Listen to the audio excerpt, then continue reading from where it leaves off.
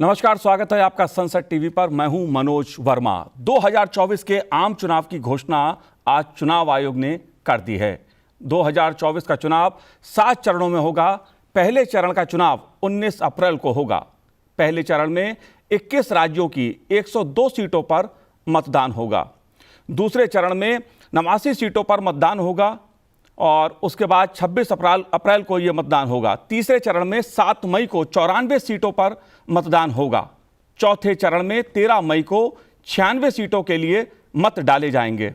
पांचवें चरण में 20 मई को 49 सीटों पर मतदान होगा।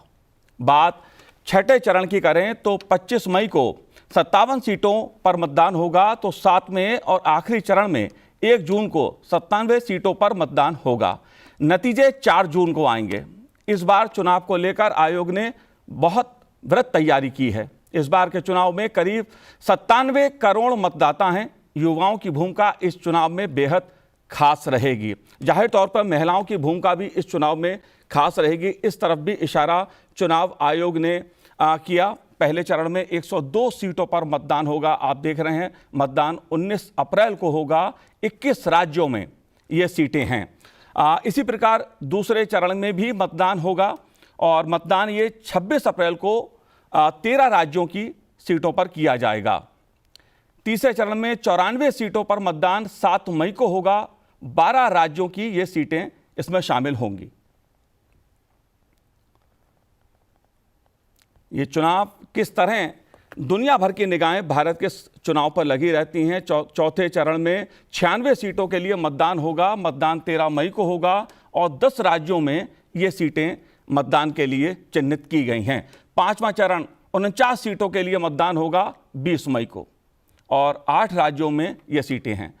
छठा जो चरण होगा उसमें 97 सीट मतदान 25 मई को होगा और 7 राज्यों में ये सीटें हैं।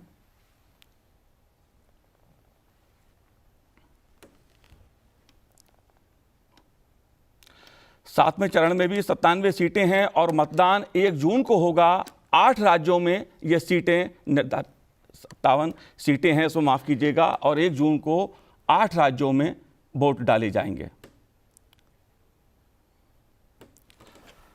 क्या मायने हैं इस चुनाव के, क्योंकि जाहिर तौर पे पूरी दुनिया की निगाहें इस चुनाव पर लगी रहती हैं। भारत का लोकतंत्र दुनिया में सबसे बड़ा लोकतंत्र माना जाता है और जिस तरह से जो लोकतंत्र का उत्सव है, हमारे प्रजातंत्र का जो उत्सव है, उसमें लोगों की जो भागीदारी है, उसने समय समय पर कई संदेश दुनिया को दिए हैं। मदर ऑफ डेमोक्रेसी भारत को कहा जाता है, माना जाता है।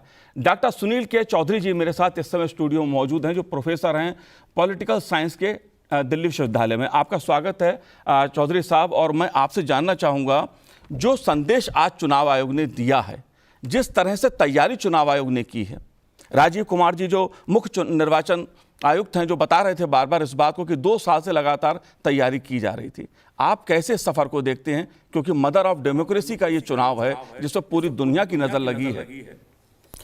देखिए, अगर हम पिछले 72 वर्षों का चुनावी इतिहास देखें, 1951 और 52 में पहला लोकसभा का चुनाव हुआ था और वो पहला लोकसभा का चुनाव था, उसमें अभी स्वतंत्र भारत उतनी तैयारी के साथ नहीं आया था।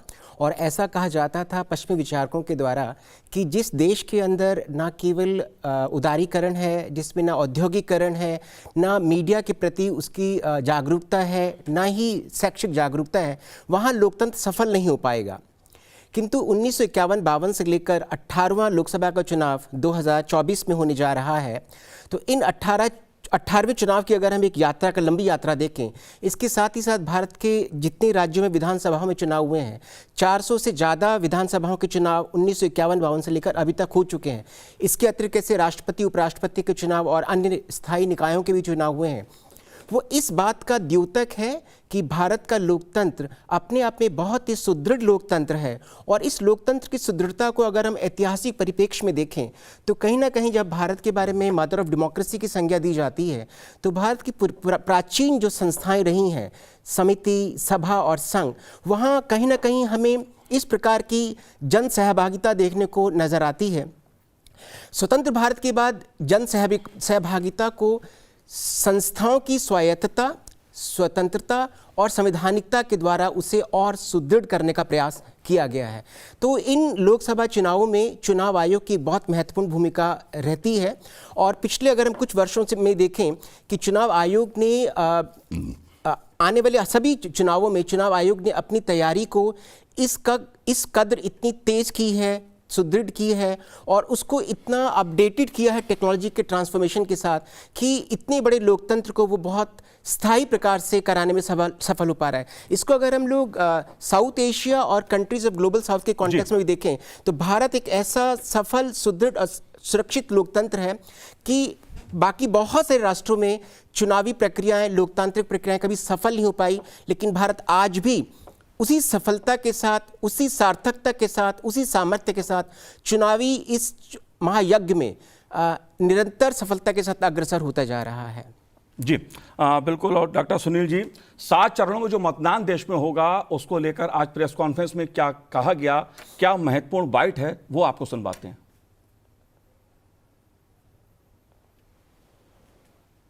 जी बिल्कुल। और फिलहाल रांची से हमारे संवाददाता दिवाकर जो हैं वो भी हमारे साथ लास्ट टाइम 7 phases. खासतौर से बात की Phase 1 झारखंड की तो यहाँ के लिए will start from 20th March notification, 5 days from now, and last date of withdrawal would be 30th March and date of poll would be 19th of April.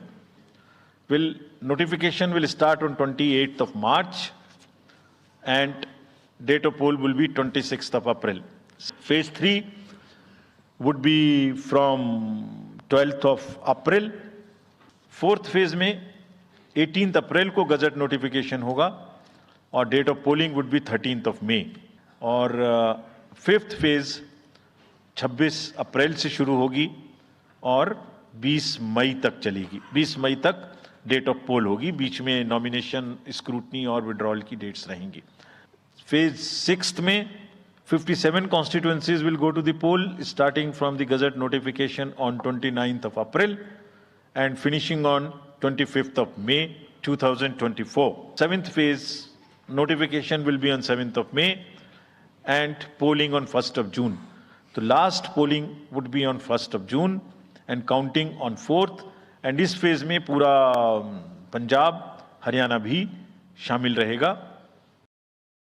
Case of Andhra Pradesh, the date of issue of Gazette notification would be 18th of April 2024 और date of poll would be 13th May 2024. तो आंध्रा के case में notification 18 अप्रैल 24 को होगा और date of pole 13th May 24 को होगी। इसके बाद अरुणाचल प्रदेश में डेट ऑफ गजट नोटिफिकेशन 20 मार्च को होगा और डेट ऑफ पोल 29 अप्रैल को होगी। 20 मार्च को गजट नोटिफिकेशन, 29 अप्रैल को डेट ऑफ पोल, सॉरी 19 अप्रैल को, 20 मार्च 19 अप्रैल। इस प्रकार सिक्किम में भी 20 मार्च और 19 अप्रैल, 20 मार्च को नोटिफिकेशन, 19 अप्रैल को डेट ऑफ पोल। उड़ीसा में first notification, this will be conducted in phases and first phase would be on 18th April and date of poll would be 13th May. Fifth phase में होगा second phase of the Assembly of Odisha 26th April and 20th May. Then sixth phase and seventh phase also Odisha would have the assembly elections, sixth phase being on 29th April and 25th May elections. ये सब आपके साथ में हम अभी share कर रहे हैं ताकि आपको लिखने में, रिपोर्ट करने में इसको आसानी हो। Coming to the general elections to the लोक सभा, तो जाहिर तौर पे 7 चरणों में लोकसभा के चुनाव होंगे। एक बृहद कार्यक्रम की आज घोषणा की गई। डॉक्टर सुनील, मैं आपसे ये जानना चाहूँगा क्योंकि बात मतदान प्रतिशत पर खासा जोर चुनाव आयोग ने दिया है। ये देखने में आया है कि आज़ादी के बाद से जितने भी चुनाव हुए हैं मतदान प्रतिशत बढ़ा है, लेकिन अभी भी 100% मतदान की जो बात होती है उसका लक्ष्य जो है वो प्राप्त करना बाकी है। चुनाव आयोग ने जोर दिया है कि लोग अपने मत का प्रयोग करें और उसके लिए तमाम तरह की सुविधाएं व्यवस्था की जा रही हैं। देखिए, पहला जब लोकसभा का चुनाव हुआ था 1951-52 में, तब मत प्रतिशत लगभग 47% था। और हम 2019 का लोकसभा चुनाव देखें तो उसमें 67.4 मत प्रतिशत रहा है। तो पिछले इन 17 लोकसभा चुनाव में अगर हम मत प्रतिशत देखें तो ये मत प्रतिशत निरंतर क्रमशः बढ़ता चला जा रहा है। और आप कोई भी एक सफल विकसित लोकतंत्र देखें, भारत जो कि एक बहुत वृहत लोकतंत्र है, बहुत विभक्त लोकतंत्र है, बहुत डाइवर्सिफाइड नेशन है, उसके पश्चात भी अगर ये मत प्रतिशत इतनी क्रमशः गति से बढ़ रहा है और ये अग्रसर होता जा रहा है, इसमें एक बहुत बड़ी भूमिका हमारे चुनाव आयोग की है और उन संस्थाओं की है जो चुनाव आयोग को इस चुनाव करने में बहुत महत्वपूर्ण भूमिका देते हैं। एक बहुत महत्वपूर्ण बात अगर हम देखें तो चुनाव आयोग ने पिछले एक दशक में चुनावी सहभागिता को, मतदाता की सहभागिता को बहुत और प्रबल करने की पर ज़्यादा बल दिया है। यही कारण है कि मीडिया और सोशल मीडिया ने भी इस पर बहुत जोर दिया है और मतदाता हमारा बहुत जागरूक हो गया है। 1987 के बाद जब मतदाता की आयु 21 वर्ष से 18 वर्ष कर दी गई, तो 18 वर्ष का जो बालिग मतदाता है वो अपने स्कूली शिक्षा से बहुत कुछ सीख कर आता है और उसको सबसे पहले ये जो एक अधिकार मिलता है कि मैं इस अधिकार के द्वारा लोकतंत्र में अपनी एक अच्छी सहभागिता रख सकता हूँ। तो मीडिया ने, चुनाव आयोग ने और एक जो बड़ा परिवेश, लोकतांत्रिक परिवेश भारत में पिछले कुछ वर्षों से और सुदृढ़ हुआ है, उसने इस सहभागिता को बढ़ाया है। लेकिन हम ये भी कहेंगे, जब आप बात करते हैं कि 100% चुनावी सहभागिता, तो मुझे नहीं लगता कि 100% चुनावी सहभागिता किसी भी बड़े से बड़े लोकतंत्र में होगी। अगर अमेरिका को भी देखें, ब्रिटेन को देखें, फ्रांस को देखें, छोटा स्टेट इजराइल को देखें, तो यहाँ भी जो चुनावी सहभागिता है वो 70% से 85-86% के आसपास होती है। लेकिन चूंकि वहाँ पे मतदाताओं की संख्या बहुत कम है, भारतवर्ष में अगर हम मतदाताओं को देखें तो 97 करोड़ मतदाता, जो अपने आप में बहुत राष्ट्रों को समाहित करता है जी। तो number of voters casting their vote, ये जो संख्या है, ये संख्या अपने आप में बहुत बड़ी संख्या है। तो अगर हम इसको मत प्रतिशत में देखते हैं तो अगर 67% की अगर हम 2019 में देखें, और ऐसा लग रहा है कि जिस प्रकार से चुनाव आयोग शैक्षिक जागरूकता, चुनावी मतदाताओं में जो जागरूकता बढ़ाने का जो प्रयास कर रहा है और सोशल मीडिया का और मीडिया का जो बराबर सक्रिय प्रयास रहता है, उसमें हमें लगता है कि ये प्रतिशत और बढ़ेगा। क्योंकि पिछले चुनाव में भी देखें और इस चुनाव में भी हम देखें कि चुनाव आयोग ने भी इसको एक लोकतंत्र का पर्व कहा है, ये एक चुनावी पर्व है, राष्ट्रीय पर्व है। तो ये एक उत्सव के रूप में मनाया जा रहा है और जिस प्रकार से उत्सव में सभी नागरिकों की, सभी व्यक्तियों की सहभागिता स्वतः होती है, वो उस पूरी प्रक्रिया को आत्मसात करता है, उसमें आत्मीयता का संबोधन होता है। तो हमें लगता है कि चुनावी प्रक्रिया और ये चुनाव जब राष्ट्रीय पर्व के रूप में मनाया जाएगा, और जैसे कि आपने कहा 7 चरणों में चुनाव आयोग ने ये घोषित किया है, तो पहले से ही लगभग 2.25 महीने का ये पूरा शेड्यूल रहेगा चुनाव का, पहले चरण से लेकर आखिरी चरण तक। तो इस चरण में जो भी मतदाता हैं सब इस चीज़ को बहुत अच्छे से समझ रहे होंगे, और वो अगर बाहर भी हैं, विशेषकर जो माइग्रेंट वर्कर्स भी हैं या माइग्रेंट मतदाता भी हैं, वो भी चुनाव के समय अपने अपने स्थानों पर जाकर अपने वोट को कास्ट करने का प्रयास करेंगे। 7 चरणों में मतदान क्यों, इसको लेकर भी एक सवाल प्रेस कॉन्फ्रेंस में पूछा गया। जाहिर तौर पर इतना बड़ा देश है तो व्यवस्था की दृष्टि से भी मुझे ऐसा लगता है, लेकिन आप कैसे देखते हैं इस मुद्दे को? देखिए, शायद मुझे लगता है कुछ लोगों की अपेक्षा रही होगी कि भारत 1 नेशन 1 इलेक्शन की ओर अग्रसर हो रहा है जी। तो 7 चरणों को हम क्या कुछ कम चरणों में कर सकते थे, पर चूंकि आपने देखा कि 1 नेशन 1 इलेक्शन की रिपोर्ट अभी राष्ट्रपति जी को प्रेषित की गई है। ये एक प्रयास है और सबसे इम्पॉर्टेंट है कि इलेक्शन फ्री भी होना चाहिए, फेयर भी होना चाहिए और फ्रैंक भी होना चाहिए।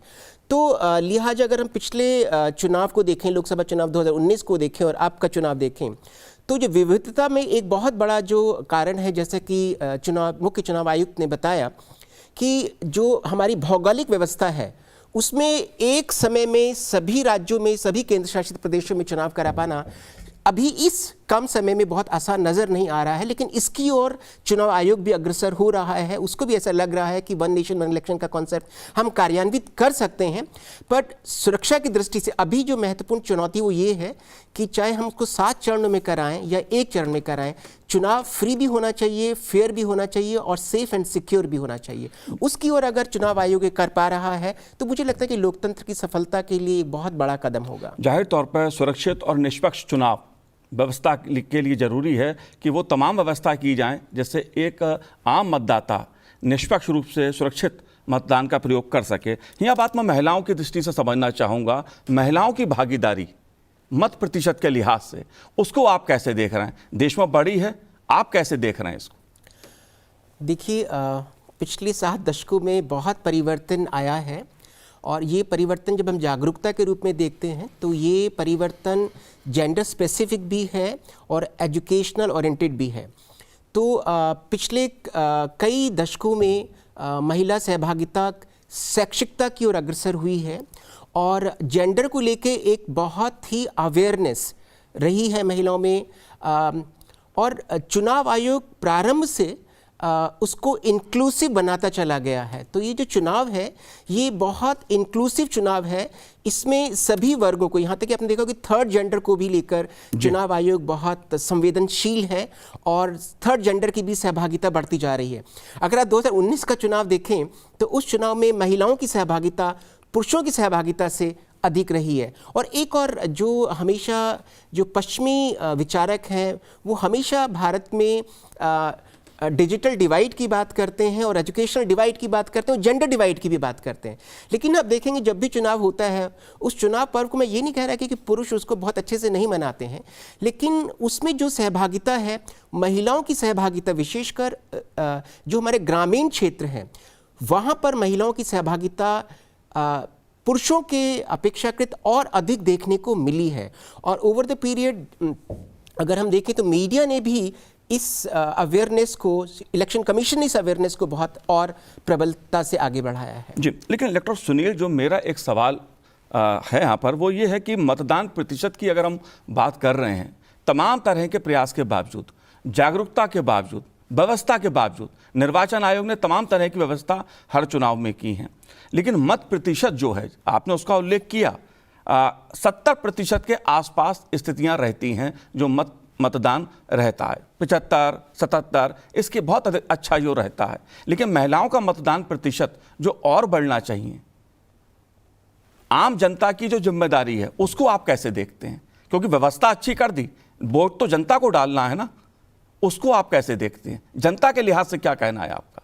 देखिए, मुझे लगता है कि जो एक मेन चैलेंज आता है वो ये आता है कि प्रारंभिक अगर हम चुनावों को देखें तो उसमें चुनाव की जो तिथि, जो शेड्यूल होता था और वास्तव में जो चुनाव का दिन होता था उसमें बहुत अंतर देखने को नहीं मिलता था। और अब हम देखते हैं कि बहुत पहले से ही चुनावी कार्यक्रम की, चुनावी शेड्यूल की एक जो चेतना है वो आम जन में प्रबलता के साथ सुदृढ़ होती चली जाती है। सभी को पता है कि 2024 का चुनाव होने जा रहा है और मीडिया की बहुत बड़ी भूमिका रही है। तो अब पहले से ही जो भी मतदाता है, वो चाहे पुरुष मतदाता है या महिला मतदाता है, अब उसे चुनाव का शेड्यूल पता चल गया कि कब उसके राज्य में, उसकी कॉन्स्टिट्यूंसी में कब चुनाव होने वाला है। पहले ये एक बराबर गैप बना रहता था, इसलिए चुनाव के समय बहुत लोग अक्सर अपनी चुनावी क्षेत्रों पे नहीं होते थे। वैसे तो शायद चुनाव आयोग इस बार भी प्रयास कर रहा है कि किस प्रकार से हम बैलेट पेपर्स के द्वारा हम जो ऑफिशियल्स लोग हैं उनका तो चुनाव करा सकते हैं, लेकिन भारत में एक बहुत बड़ी संख्या जो माइग्रेंट वर्कर्स की है, जो चुनाव के समय अपने निर्वाचन क्षेत्र में उपस्थित नहीं होते हैं, वो कहीं और काम कर रहे होते हैं। कुछ लोग दूसरे प्रदेशों में हैं, कुछ लोग विदेशों में भी हैं। प्रयास शायद चुनाव आयोग अब यह भी कर रहा है कि वो लोग चुनाव के समय वापस आ जाएं, और अगर वापस आए तो उनकी सक्रिय भूमिका भी रहेगी। वैसे भूमिका उनकी वहाँ से भी रहती है, लेकिन अभी हम लोग उस स्थिति में नहीं पहुँचे हैं कि हम इस प्रकार से कि वोटिंग करा सकें, ऑनलाइन वोटिंग, कि जो वर्कर्स, जो माइग्रेंट्स वहाँ अपने कंस्टिट्यूंसी में नहीं हैं, वो अगर भारत के किसी और भाग में है, काम कर रहा है, बल्कि ऐसे तो बहुत सारे प्रावधान किए गए कि उनको वापस अपने निर्वाचन क्षेत्र में भेजा जाए। सरकार भी ऐसा प्रयास कर रही है, उस दिन की छुट्टी भी डिक्लेयर कर दी जाती है अनऑफिशियली, और ऑफिशियली भी हाफ डे छुट्टी भी रहती है जो लोग वहाँ रहते हैं। लेकिन मुझे लगता है इसमें और बहुत कुछ करने की आवश्यकता है, और सरकार और चुनाव आयोग बराबर इसमें, राज्य सरकारें भी और चुनाव आयोग भी लगातार इसमें काम कर रहे हैं। और हमें ऐसी आशा लग रही है कि ये जो 2024 का चुनाव होगा, ये पिछले चुनाव की अपेक्षाकृत अधिक मतदाता प्रतिशत इसकी अधिक होगी। जी बिल्कुल। और चुनाव में मतदान एक ऐसा कर्तव्य है आम आदमी का, आम जनमानस का, जिसका प्रयोग उसे करना चाहिए, क्योंकि इससे देश का भविष्य बंधा है। मजबूत और स्थिर सरकार के लिए भी जरूरी होता है कि अधिक से अधिक मतदान हो। लेकिन मेरा अगला सवाल आपसे है बाहुबल और धनबल का। हिंसा की बात बार बार राजीव कुमार जी ने अपनी प्रेस कॉन्फ्रेंस में की कि हम सुरक्षित वातावरण देना चाहते हैं। दूसरी बात उन्होंने धनबल की कही। इन दोनों मुद्दों को आप कैसे देखते हैं? देखिए, अगर आप कोई भी लोकतंत्र आप देखते हैं, लोकतंत्र में बहुत आवश्यकता है कि जो मतदाता है वो बहुत ही शैक्षिक और जागरूक हो। और जब हम जागरूकता की बात करते हैं तो मतदाता ओवर द पीरियड बहुत जागरूक हुए भी हैं, लेकिन राजनीति का जो दायरा है, राजनीति का जो अर्थ और भावार्थ है, वो उसमें भी अभी और बदलाव की आवश्यकता है।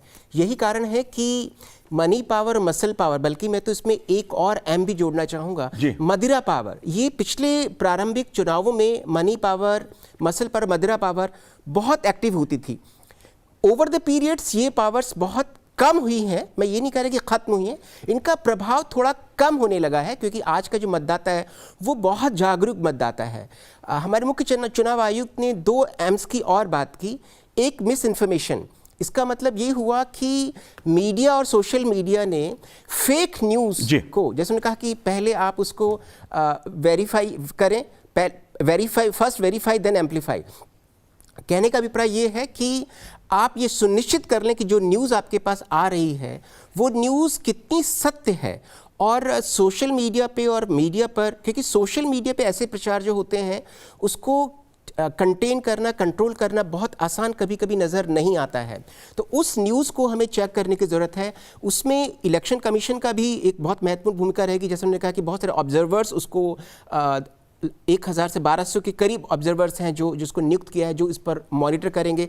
चुनाव आयोग भी अपने आप से इसको मॉनिटर करेगा, लेकिन बहुत बड़ी मॉनिटरिंग हमें स्वयं से भी करनी होगी। हमें देखना होगा कि हम इस प्रकार की फेक न्यूज़ से कैसे बच सकते हैं और वो कहीं ना कहीं हमारे मताधिकार को प्रभावित ना करे। जी, फेक न्यूज़ एक बहुत बड़ा मुद्दा चुनाव में रहा है और उसको लेकर निर्वाचन आयोग लगातार लोगों को जागरूक भी करता है, और उसमें मीडिया का भी कर्तव्य है कि हम फेक न्यूज़ के मामले में एक सकारात्मक भूमिका निभाएं, लोगों को जागरूक करने के लिहाज से। लेकिन ईवीएम का मुद्दा एक बड़ा मुद्दा हमेशा से चुनाव में मैं देख रहा हूं। 55 लाख ईवीएम का प्रयोग इस लोकसभा चुनाव में किया जाएगा।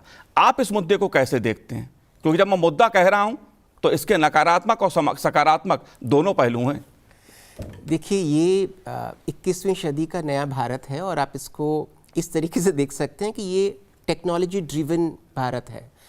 और जब आप टेक्नोलॉजी की बात करते हैं तो हमें इसका प्रयास करना चाहिए कि हम टेक्नोलॉजी को पर मास्टरिंग कर सकें। We should be master of technology, we should not be slave of technology.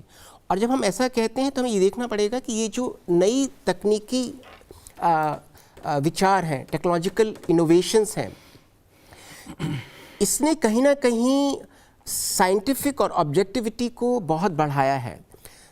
मुख्य चुनाव आयुक्त बार बार इस बात पर बल दे रहे थे कि मशीन का जो प्रयोग है ये इसलिए बहुत दुरुस्त माना गया है क्योंकि इसके कई लेयर्स पे, कई स्टेजेस पर इसके एक्यूरेसी को, इसकी एफिशिएंसी को, इसकी ऑब्जेक्टिविटी को साइंटिफिकली प्रूव किया जाता है। इसका कई बार रिहर्सल होता है, ट्रायल होता है। और पिछले कुछ समय में आपने देखा होगा कि कैसे चुनाव आयोग ने इसको और सुनिश्चित करने के लिए कि इस पर क्रेडिबिलिटी बनी रहे, उस पर वीवीपैट का भी प्रावधान लेकर आए कि जो भी वोटर अपना वोट कास्ट कर रहा है वो उसको देख भी सकता है कि मैंने जिस पार्टी पर अपना वोट कास्ट किया है वो मैंने उसी पार्टी पर कास्ट किया नहीं किया है।